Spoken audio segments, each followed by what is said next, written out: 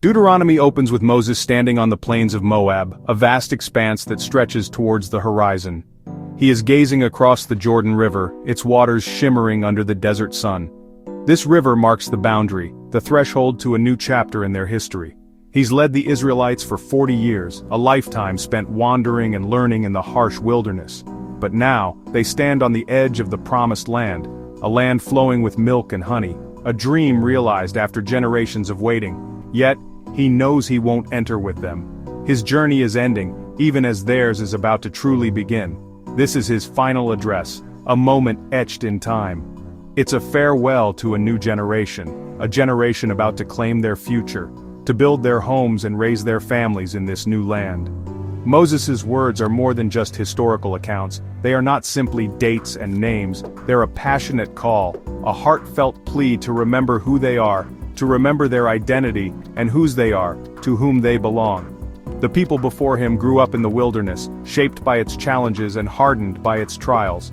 They were hearing stories of Egypt, tales of both hardship and deliverance, but never actually living them. Now they're about to become a nation, a unified people with a shared destiny.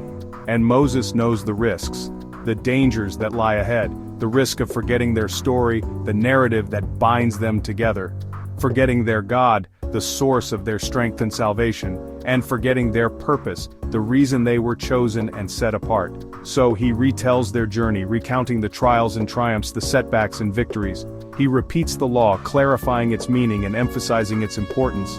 And he urges them with all his heart to choose faithfulness, to remain true to the covenant they made.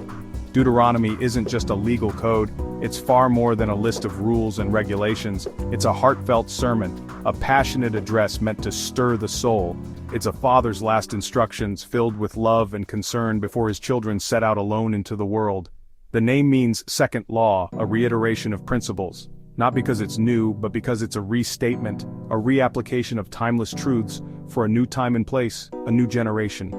Moses reframes the law, not as a set of restrictions, but as a gift. He presents it as a guide to a flourishing life, a path to true freedom and joy, not a burden to be carried. He challenges them, he pushes them to consider the deeper questions. What does it truly mean to be God's people, to be set apart and called to a higher purpose? How do you build a just society, a community where everyone is valued and cared for? How do you stay true to your values? How do you remain faithful in a world full of distractions and temptations? These speeches are Israel's national charter, the foundation upon which their society will be built. They are shaping their identity, defining who they are as a people, their worship, the way they express their devotion to God, and their community, the way they live together and care for one another. Moses' urgency is clear. He knows time is short. He wants God's wisdom deeply embedded in their hearts, etched into their very souls before they step into the unknown, before they face the challenges that await them. This moment is a crossroads, a pivotal point in their history. Will they remember the lessons of the past? Will they choose faithfulness in the present? And will they live out their calling in the future? The book sets the stage for everything that follows in the Old Testament, providing the context and the framework for understanding the stories to come. It's a call to remember their story, to cherish their heritage, to choose faithfulness, to honor their commitments, and to live with purpose, to make a difference in the world. Moses' farewell is a challenge to every generation, a timeless message that resonates even today. Don't forget who you are. Don't lose sight of your values. The stakes are high, the consequences are real, and the future depends on their choices, on the decisions they make in this critical moment. Deuteronomy is a living testament, a source of wisdom and guidance. It's not just for Israel, but for all who seek meaning and direction in their lives, for all who yearn for a deeper understanding of themselves and the world around them. It's a powerful reminder that every new beginning is built on memory, on the lessons learned from the past, on choice, on the decisions we make every day, and on commitment, on our willingness to stay true to our values and our promises, as Moses passes the torch, entrusting the future to a new generation. He invites them and us to step forward with courage and faith, to embrace the challenges and opportunities that lie ahead. The journey ahead is uncertain, filled with unknowns and unexpected turns. But the foundation is clear, the principles are solid. Remember the past, choose wisely in the present, and live with purpose in the future. The story continues, and it's up to us to write the next chapter. At the heart of Deuteronomy is the Shema, a foundational declaration of faith. It's more than just words, it's a call to action, a way of life. Hear, O Israel, the Lord our God, the Lord is one. Love the Lord your God with all your heart, soul, and might. This isn't a passive suggestion, it's an active command, demanding our complete devotion. This isn't just about rules, it's about relationship. It's about fostering a deep personal connection with the divine. Moses calls for a love that shapes every action and decision, influencing every aspect of our lives. Not just outward obedience, but inward transformation. It's about aligning our will with God's will. This love is practical. Teach it to your children, instill these values in the next generation. Talk about it at home. Let it be a constant topic of conversation and reflection. Let it guide your hands and thoughts, influencing your actions and shaping your perspectives. God's wisdom is meant to saturate daily life, permeating every moment and decision, leaving nothing untouched. No aspect of our lives is exempt from this divine influence, but love for God naturally extends outward, manifesting in our interactions with others. Deuteronomy insists, care for the orphan, provide for their needs and protect their rights, widow, offer them support and companionship, and foreigner, welcome them. Treat them with respect and dignity, the most vulnerable in society. These are the ones we are called to uplift and protect.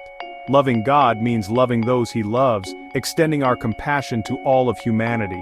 Building a community marked by justice and compassion where everyone is treated fairly and with kindness. This connection is revolutionary. Faith isn't private, it's public. It's meant to be lived out in the open, influencing our interactions with the world. You can't claim to love God while ignoring injustice or the needs of others. True faith demands action and advocacy. Deuteronomy ties vertical devotion to horizontal action. Our relationship with God compels us to serve others. Your relationship with God is measured by how you treat your neighbor. Our actions towards others reflect the depth of our faith. This is the book's heartbeat: love for God expressed in love for humanity. This is the essence of Deuteronomy's message. It's a vision that challenges every community of faith, urging us to live out our beliefs in tangible ways. The Shema is more than a prayer. It's a blueprint for life, a guide for how to live with purpose and intention. Moses' message, let love for God transform your world. Build a society where everyone is valued and protected. A society that reflects God's love and justice. True faith is lived out in relationships, with God and with others. It's a journey we embark on together, supporting and encouraging one another. Deuteronomy's challenge is timeless. Love deeply, act justly, and let your faith shape your community. Create a space where everyone can thrive and experience God's love. This is what it means to be God's people, a community defined by love, justice, and unwavering faith. Deuteronomy boldly declares with unwavering conviction, there is one God, and Israel is to worship Him alone. This singular focus is paramount. In a world saturated with many gods and countless local shrines, this monotheistic declaration was truly radical. It stood in stark contrast to the prevailing beliefs. Worshipping other gods was more than a simple mistake, or a lapse in judgment.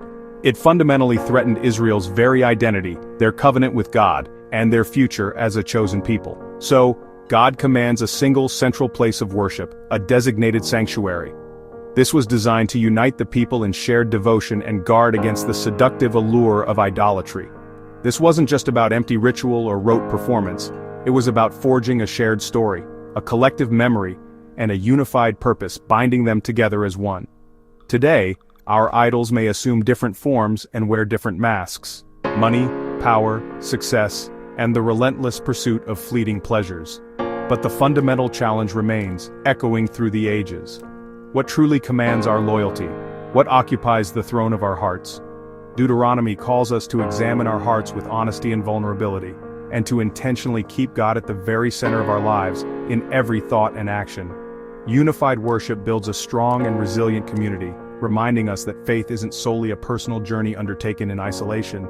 It's profoundly collective, a shared experience that binds us together. Festivals, offerings, and shared rituals knit the nation together in a tapestry of faith. In gathering together, their faith is strengthened, their bonds are reinforced, and their collective identity is renewed. The call is undeniably clear. Worship the one true God, together with one heart and one voice. Let faith shape not just individual lives but the very fabric of the whole community, influencing every aspect of society. This unity, rooted in shared faith and purpose, is the bedrock and foundation for a flourishing and thriving people. Justice is the backbone of Deuteronomy's vision for society.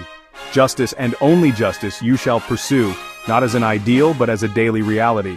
The laws protect the vulnerable, foreigners, orphans, widows. Farmers must leave gleanings for the poor. Debts are canceled every 7 years. These aren't suggestions. They're structural safeguards against poverty and exploitation. Deuteronomy demands more than charity. It calls for systemic fairness. Judges must be impartial, refusing bribes or favoritism. Justice is blind, accessible to all, not just the powerful. The book's challenge: do our systems protect the weak or favor the strong? True justice requires courage, intention, and constant pursuit. For Deuteronomy, justice is sacred duty, then and now. Deuteronomy sets a radical standard for leadership. The king is not above the law, he must write and read the law daily, grounding his rule in humility and justice. He's forbidden from amassing wealth, power, or foreign alliances. Leadership is service, not self-enrichment. The leader's authority comes from faithfulness to God's principles, not personal ambition. This model critiques all forms of power that serve self-interest over the common good. Whether king, CEO, or parent, the call is the same. Lead with integrity, fairness, and accountability. True leaders build up the community, not themselves. Deuteronomy's wisdom is timeless. Authority is a trust, not a privilege. The goal of leadership is justice for all. Remember echoes throughout Deuteronomy. Moses urges the people, remember you were slaves in Egypt. This memory isn't for shame but for humility and compassion. Their past suffering is to inspire justice and kindness for others. Remembering roots them in a story bigger than themselves, God's promise, rescue, and faithfulness. Forgetting means losing their identity. Societies like people risk repeating mistakes if they forget their history. Deuteronomy teaches, honest memory shapes a wiser future. The law is passed down as story, not just rule, making tradition personal and alive. Each generation is invited to find its place in the ongoing narrative. Values are best taught through stories that capture the heart. Remembering is the foundation for a just and compassionate future. The land is a gift, not a right. After years of wandering, Israel is about to receive a home, but their possession depends on faithfulness. They are stewards, not owners, called to care for the land and each other. This vision challenges us to see the world as a trust, not a commodity. Deuteronomy's stewardship has ecological implications. We must protect and preserve our planet.